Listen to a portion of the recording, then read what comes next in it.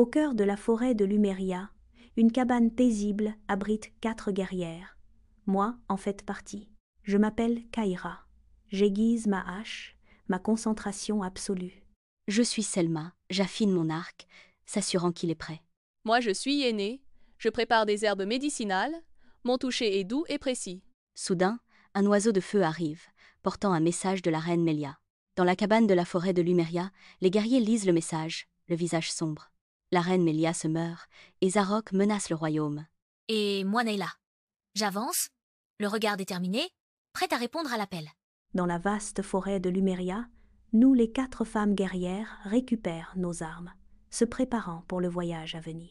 Moi, Kaira, mon impatience crépite dans l'air, un contraste visible avec la concentration inébranlable de Selma. Ensemble, nous commençons notre marche vers le palais, la détermination gravée sur nos visages. Sur le chemin du palais, elle me trouve, moi Eliane, un chevalier blessé. Moi Neyla. J'insiste pour l'aider. Kaira hésite. Je suis réticente. Moi Yéné, je l'observe. J'ai vu qu'il y a quelque chose de spécial chez lui. Moi Eliane, je réveille dans la grotte, mes sens revenant aux soins des femmes guerrières. Je parle, j'ai fui Zarok. Ma voix rauque d'épuisement, alors que je raconte mon évasion. Ma voix perce le silence, révélant un secret caché. Il y a un médaillon avec l'emblème des pillards caché sous ses vêtements. Dans la forêt silencieuse, j'entends les cris désespérés d'Eliane, le nom Mélia, résonnant à travers les arbres.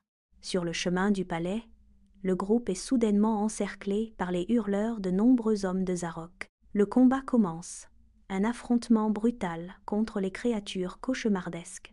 Le groupe riposte, leur détermination brillant au milieu du chaos. L'intervention d'Eliane est une tempête de puissance, sauvant Neyla d'une mort certaine. Mon visage est un masque de détermination sombre alors que je protège Neyla.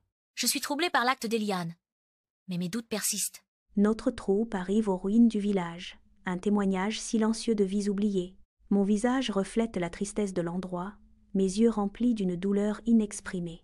Dans les ruines désolées du village, moi et Thorn, je me matérialise depuis les ombres. Je suis devenu le bras droit de Zarok. Je suis figé, ma détermination m'effondrant alors que je fixe Thorn du regard. Un moment de réalisation illumine mon visage, mon expression s'adoucissant. Je parle, ma voix basse et urgente. Zarok, c'est pour la source. Nous arrivons au palais, l'anticipation pesant lourdement dans l'air. Affaiblis-moi, la reine Mélia les reçoit, mes yeux reflétant une profonde lassitude. Avec une détermination inébranlable, je dévoile le secret. La source de vie est cachée dans la forêt sacrée, et Zarok veut l'utiliser pour devenir immortel. Je révèle mon secret à tous. Je suis le fils caché de Mélia, envoyé pour infiltrer l'opération de Zarok. Je me tiens dans le palais, mon visage trahissant un conflit intérieur. L'opulence se moque de mon trouble.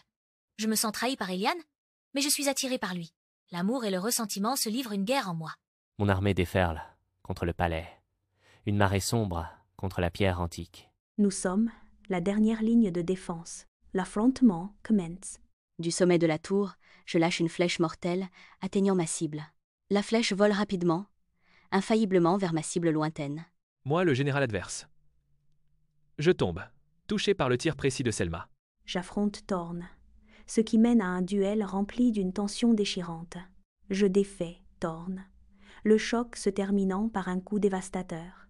Au lendemain de la bataille, je berce Thorn dans mes bras, un adieu poignant alors qu'il succombe à ses blessures. Je reste ferme, protégeant la reine. Une douleur soudaine et aiguë me transperce. Je lutte pour rester debout, mes forces m'abandonnent. Je tombe à genoux, ma mission inaccomplie. Moi et Eliane affrontent Zarok dans la salle du trône. J'ai même parlé de la source.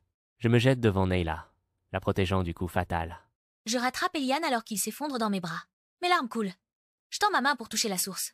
La source répond. Une vague de lumière pure émanant de son contact. La lumière jaillit vers l'extérieur, désintégrant Zarok sur mon passage. Je me tiens dans la salle du trône. La magie de la source tourbillonne autour de moi. Alors que le pouvoir s'intensifie, mon expression change, un éclair de confusion traverse mon visage. Les souvenirs commencent à s'estomper. Mes yeux perdent leur concentration. Le temps passe et les cicatrices de la guerre commencent. Je monte la garde, mes yeux attentifs étant une promesse silencieuse de protection et de vigilance inébranlable. Alors que le crépuscule peint le ciel, je chante, ma voix tissant des contes d'espoir. Perdu dans la nuit, je fixe les étoiles, mon cœur palpitant à chaque faible pulsation de lumière. Un seul nom s'échappe de mes lèvres. Un murmure emporté par la brise. Eliane. Fin de l'histoire.